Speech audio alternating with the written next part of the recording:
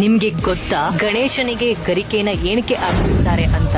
ಇದರ ಹಿಂದೆ ಒಂದು ಅದ್ಭುತ ಕಥೆನೇ ಇದೆ. ಒಂದು ಕಾಲದಲ್ಲಿ ಅನಲಾಸುರ ಎಂಬ ಬಲಶಾಲಿ ರಾಕ್ಷಸನು ಸ್ವರ್ಗದಲ್ಲಿ ಆತಂಕ ಸೃಷ್ಟಿಸಿದನು. ಎಲ್ಲರೂ ಕೂಡ ಭಯ ಪಡುವಂತೆ ಅವನು ದಾಳಿ ಮಾಡುತ್ತಿದ್ದ. ಗಣೇಶನು ಎಲ್ಲರ ಹಿತಕಾಂಕ್ಷಿಯಾದ ಕಾರಣ ಆ ಅಸುರನ ವಿರುದ್ಧ ಹೋರಾಡಲು ಶುರು ಮಾಡಿದ. ಆದರೆ ಅನಲಾಸುರನು ಗಣೇಶನ ಮೇಲೆ ಅಗ್ನಿಬಾಣಗಳನ್ನು ಹಾರಿಸಿ ದಾಳಿ ಮಾಡಿದ. ಗಣೇಶನು ತಕ್ಷಣವೇ ವಿಶಾಲ ರೂಪ ತಾಳಿ ರಾಕ್ಷಸನನ್ನು ನುಂಗಿಬಿಟ್ಟರು. ಗಣೇಶನು ಅನಲಾಸುರನನ್ನು ನುಂಗಿದ ಮೇಲೆ ಅವರ ದೇಹದಲ್ಲಿ ಭಾರಿ ಉಷ್ಣತೆ ಮೂಡಿತು. ಈ ಭಾರಿ ಉಷ್ಣತೆ ಕಮ್ಮಿ ಮಾಡಲು ದೇವತೆಗಳಾದ ಚಂದ್ರ, ವಿಷ್ಣು ಮತ್ತು ಮಹೇಶ್ವರ ಪ್ರಯತ್ನಿಸಿದರು. ಈ ತಾಪ ತಂಪಾಗಲಿ. ಎಷ್ಟೋ ಋಷಿ ಮುನಿಗಳು ಈ ತಾಪವನ್ನು ಕಮ್ಮಿ ಮಾಡಲು ಪ್ರಯತ್ನಿಸಿದರು, ಆದರೆ ಅವನ ತಾಪ ಕಡಿಮೆಯಾಗಲೇ ಇಲ್ಲ. ಕೊನೆಗೆ ಗಣೇಶನ ತಾಪವನ್ನು ಕಮ್ಮಿ ಮಾಡಲು ಋಷಿಗಳು 21 ಗರಿಕೆಯನ್ನು ಗಣೇಶನ ತಲೆಯ ಮೇಲೆ ಇಟ್ಟರು. ಆಗ ಅದ್ಭುತವೇ ಆದಂತೆ ತಕ್ಷಣ ಉಷ್ಣತೆ ಶಮನಗೊಂಡಿತು. ಗಣೇಶನು ದೇವಮಾನವದಂತೆ ನಗುತ್ತಾ ಹೇಳಿದರು, ಯಾರು ನನಗೆ 21 ಗರಿಕೆ ಅರ್ಪಿಸುತ್ತಾರೋ ಅವರ ಮೇಲೆ ನನ್ನ ಆಶೀರ್ವಾದ